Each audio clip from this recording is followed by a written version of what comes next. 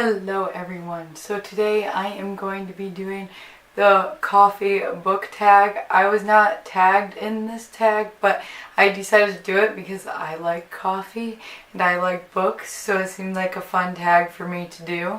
I have not done a book tag in a long time, like a really long time, and I have not done a sit-down video, it seems like, for a while. So I'm sorry for that, and I'm very excited to finally be sitting down and filming today. It seems like for the last month or maybe even more, I've been recording vlogs, and even though they're fun, I'm excited to do a nice sit-down video where we get to drink warm beverages and just talk about books. First question of the coffee book tag is Black, a series that's tough to get into but has hardcore fans. Sadly for me, this book is Cinder by Marissa Meyer. It's not that I felt like I had a hard time getting into it because the story was pretty entertaining, but I found it to be pretty predictable, and I do one day want to continue on with the series because maybe it gets better, but I just predicted what was going to happen at the end in the first 50 pages, and I really don't like books and shows and movies like that. I like to be really blown away by a plot twist, so this just really wasn't it for me.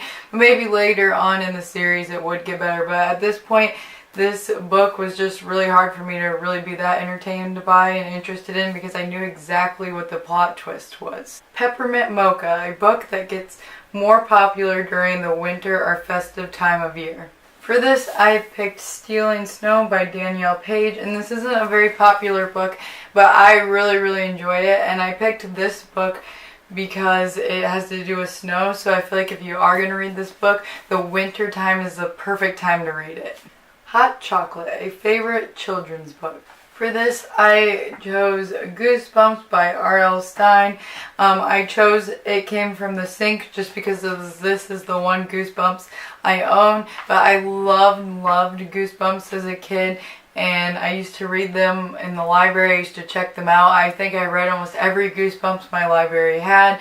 I found them so suspenseful and fun, and when I was really young I wanted to be able to read them like some of my friends were, but I didn't understand them because they were just too high of a reading level, and as soon as I could finally read them I was so happy, and I just loved reading them, and I found them so spooky and fun. Full Shot of Espresso, a book that kept you on the edge of your seat from start to finish. So for this, I picked The Sacrifice of Sunshine Girl by Paige McKenzie, and I feel like I've done this book for a lot of book tags and talked about it a lot, but this book was so amazing. It's the third of the trilogy or series. I think it's just a trilogy because there's only 3 books and I don't think any more are coming out. This book was so good. I read this book in a day and it's like 300 pages. I think that's the fastest I've ever read a book that's 300 pages. I was on the edge of my seat. I was so scared the whole time I was reading this, but I could not put it down. Starbucks, a book that you see absolutely everywhere. For this, I chose Girls of Paper and Fire. Let me learn how to talk real quick.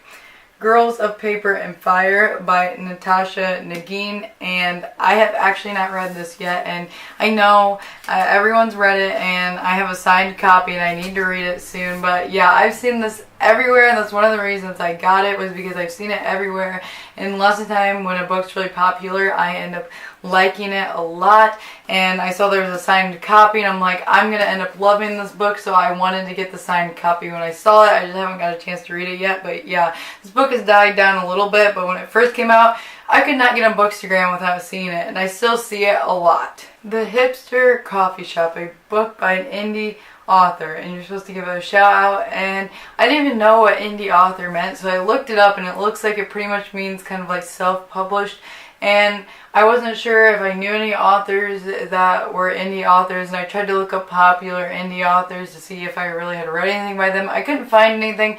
I'm sure I've read something by an indie author, but as far as I know I haven't, so I'm just going to skip this one and pretend it wasn't on the list. Oops, I accidentally got Decaf, a book that you were expecting more from. So I'm very sad to be holding this book up right now, but I had to choose Fantastic Beasts and Where to Find Them by J.K. Rowling. I am obsessed with Harry Potter. If you guys didn't know, I read it last year around this time. Actually, I started reading it and I fell in love with Harry Potter, and so I was really excited to read Fantastic Beasts, and it was okay, but it definitely did not compare to Harry Potter at all. For me, I ended up rating it 3 out of 5 stars.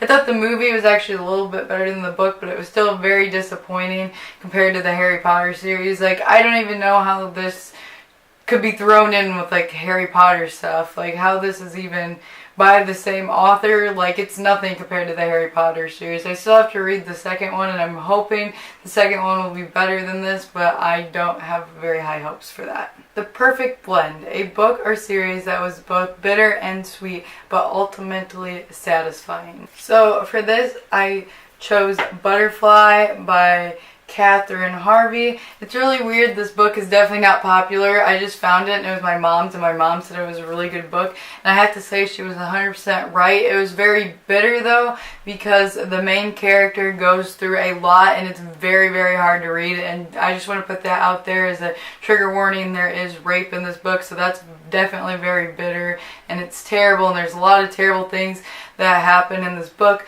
but then it's sweet because you get to learn about this wonderful main character and you get to learn about her, and it's just great. And then it's ultimately satisfying because, well, if you read it and read to the end, you'll know what I'm talking about. Chai tea. I'm not sure if that's how you say that. Sorry, I just like coughed a lot and I thought I had my breath back, but I don't.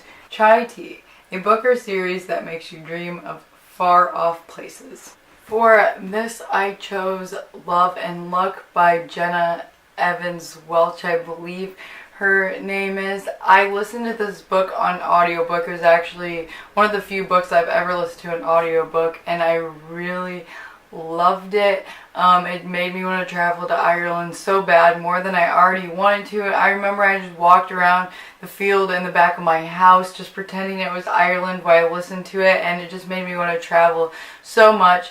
Jenna's books are the only books I really like to listen to on audiobook because I like to walk around and pretend I'm at those places. Love and Gelato also made me really want to travel to Italy, but Love and Luck was like the ultimate book since I already wanted to travel to Ireland, and yeah, it just made me want to travel there so bad. Earl Grey, name your favorite classic. For this, and I'm not sure if it works, I chose Harry Potter and the Sorcerer's Stone by J.K. Rowling, and I don't know if Harry Potter is necessarily considered a classic because it's more of a newer book than most classics, but I'm just going to throw it into the classics because one day it will be. I mean, it's like the biggest book ever, pretty much, and it's going to be a classic one day, and I don't know if it's old enough to be considered classic. Like, I don't know all the rules to that, but one day it will be, and then it will be my favorite classic. So yeah, I decided to go with Harry Potter for this one because I couldn't really think of any classics that I like am in love with. Green tea, which I just realized that at the end of this tag they aren't even coffees, but they're still in the same family as coffee. But anyways, green tea, a book or series that is quietly beautiful. For this, I decided to go with To All the Boys I've Loved Before by Jenny Hain because I just think that this book is pretty simple. It's just about a girl that is liking boys and figuring out life, and it's just like, it's nothing extreme in your face. It's kind of a simple love story, but it's so beautifully written and it's just gorgeous, and I don't know, it's just a cute story. And this, when I read that, this was just the book that came to mind because, like I said, it's not extremely in your face, it's just quietly beautiful. So that is actually it for this tag. I hope you guys enjoyed. Since I wasn't tagged, I'm not going to tag people, but if you're watching this and you have a booktube channel or a YouTube channel or a bookstagram or anything where you want to do a tag, do it. It's a really fun tag. I feel like it's really good for us bookworms because lots of us love coffee and obviously we like books, so it's a really good tag. But I hope you all go have a wonderful day, and I will see you in my next video. Bye!